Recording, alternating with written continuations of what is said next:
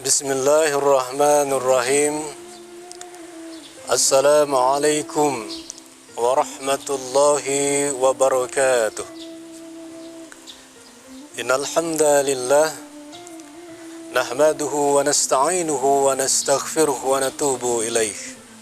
Wa na'udzu billahi min sururi anfusina wa sayyiati a'malina. Man yahdihillahu fala mudilla lahu wa man yudlil fala hadiya lahu. Asyhadu an la ilaha illallah wa asyhadu anna Muhammadan abduhu wa rasuluhu la nabiyya ba'dah. Amma ba'du. Qala Allah Ta'ala fi Qur'anil Karim, Inna Allaha wa malaikatahu yusalluna 'alan nabi. Ya ayyuhalladzina amanu sallu alaihi wa sallimu taslima. Faqala Rasulullah sallallahu alaihi wasallam, Al-muslimu lil muslimina kal bunyanin yashudduhu ba'duhu ba'da. Sadaqallahul aliyyul azim. Hadirin kaum muslimin rahimakumullah. Marilah senantiasa kita memanjatkan puja dan puji serta syukur kita kehadirat Allah Subhanahu wa taala atas limpahan rahmat dan karunia-Nya, sehingga pada kesempatan kali ini kita masih bisa merasakan begitu manis dan nikmat serta indahnya iman dan Islam. Tentunya tidak lupa juga selawat beriring salam semoga tetap terlimpah curahkan kepada junjungan kita Nabi besar Muhammad sallallahu alaihi wasallam, kepada keluarganya, kepada para sahabatnya, kepada para pengikutnya yang setia hingga akhir zaman. Hadirin kaum muslimin rahimakumullah. Pada kesempatan kali ini saya akan menyampaikan sebuah judul, yakni tentang akhlak yang terpuji. Bagaimana cara kita berakhlak dan sebenarnya akhlak terpuji seperti apa itu? Inilah yang akan kita kupas, yang akan kita bahas. Tentunya saya akan menjabarkan bagaimana rentetan akhlak-akhlak itu. Adapun yang pertama yaitu akhlak kepada Allah. Yang kedua yaitu akhlak kepada kedua orang tua. Yang ketiga yaitu akhlak kepada sesama manusia. Dan yang keempat yaitu akhlak kepada sesama selain manusia, yaitu flora dan fauna dan yang lain sebagainya. Dan yang terakhir yaitu bagaimana cara kita berakhlak kepada diri kita sendiri. Hadirin kaum muslimin rahimakumullah. Adapun yang pertama yaitu akhlak kepada Allah Subhanahu wa taala. Bagaimana cara kita untuk berakhlak kepada Allah Subhanahu wa taala? Salah satunya cara kita untuk berakhlak kepada Allah Subhanahu wa taala adalah ketika azan dikumandangkan, maka bergegaslah, segeralah untuk menunaikan sholat.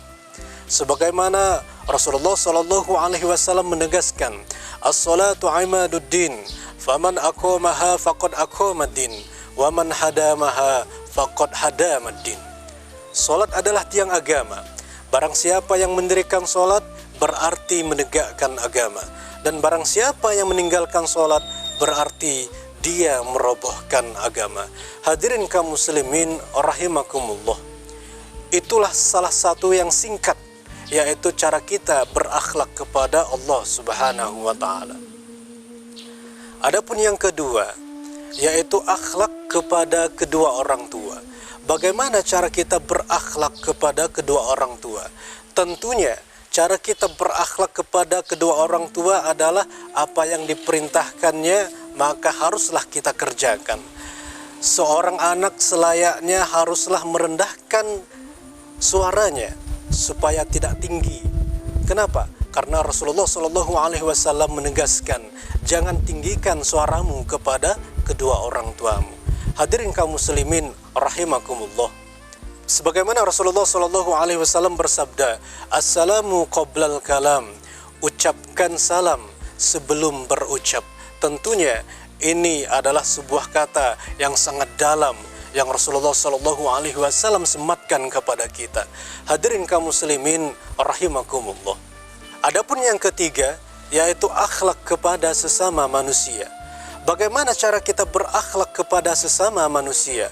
Rasulullah Shallallahu Alaihi Wasallam menegaskan, ketika kalian antara satu dengan yang lainnya, maka kalian harus berkata jujur. Sebagaimana Rasulullah Shallallahu Alaihi Wasallam menegaskan, alaikum bisidqi, hendaknya kalian itu haruslah berkata jujur. Jujur ini penting, apalagi antara satu dengan yang lainnya. Ketika kita sudah ada disematkan di dalam diri kita perbuatan dan jujur itu sendiri, maka insya Allah orang lain akan menyayangi dan akan mencintai kita. Itulah pentingnya sebuah kejujuran kepada orang lain. Hadirin kaum muslimin rahimakumullah.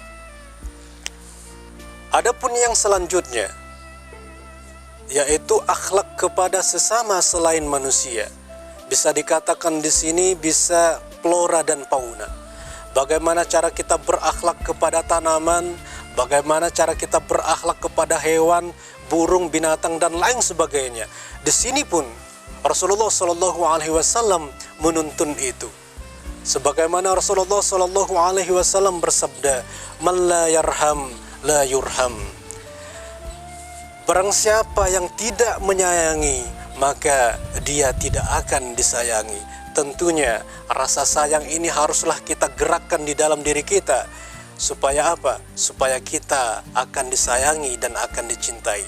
Sebagaimana orang kebanyakan yang akan mencintai tumbuh-tumbuhan, akan mencintai bunga dan lain sebagainya, dia akan merawat dengan sebaik-baiknya.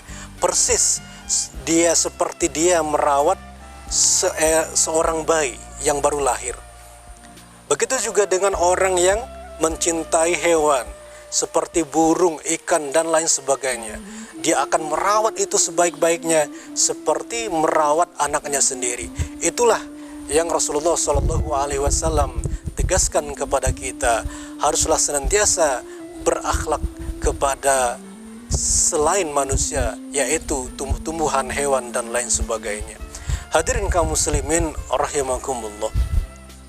Adapun yang terakhir adalah akhlak kepada diri kita sendiri. Bagaimana cara kita berakhlak kepada diri kita sendiri? Tentunya itu merupakan sebuah niat yang kita munculkan di awalnya sebenarnya. Ketika bagus niatnya, maka akan bagus pula perbuatannya. Contohnya begini, kebanyakan anak sekarang mungkin dia akan sibuk menggunakan handphonenya untuk bermain Facebook, WA, dan lain sebagainya. Mungkin saking sibuknya lupa jam sampai subuh, sampai dia tidak merasakan begitu pentingnya tubuh ini. Kalau kita teliti lebih lanjut, mungkin tubuh ini harus ada istirahatnya. Ketika kita paksakan untuk kerja, untuk nonton, untuk WA dan lain sebagainya, maka tubuh ini akan lesu, akan loyo. Tentunya inilah cara dan proses kita untuk memperbaiki diri kita. Salah satunya adalah berakhlak kepada diri kita sendiri. Ketika kita sudah memunculkan akhlak kepada diri kita sendiri, maka kita akan bisa untuk mengatur waktu, kita akan bisa memanajemen waktu, dan kita akan bisa sehat tentunya. Dan itulah salah satu keutamaan berakhlak kepada diri kita sendiri. Mungkin hanya ini yang dapat saya sampaikan pada kesempatan kali ini. Mudah-mudahan bermanfaat untuk diri saya pribadi dan untuk kalian semuanya. Mudah-mudahan kita senantiasa menjadi orang yang senantiasa berakhlak. Alhamdulillah, pada kesempatan kali ini saya akan simpulkan. Adapun yang pertama, yaitu bagaimana cara kita berakhlak kepada Allah Subhanahu wa Ta'ala. Yang kedua, bagaimana cara kita berakhlak kepada kedua orang tua kita. Dan yang ketiga, bagaimana cara kita berakhlak kepada sesama manusia. Dan yang keempat, bagaimana cara kita berakhlak kepada selain manusia. Dan yang kelima yaitu bagaimana caranya kita berakhlak kepada diri kita. Mungkin hanya ini yang dapat saya sampaikan, kurang lebihnya mohon maaf yang sedalam-dalamnya. Burung pipit hinggap ke galah lalu tersandung dan terjatuh. Wabillahi taufik wal hidayah. Assalamualaikum warahmatullahi wabarakatuh.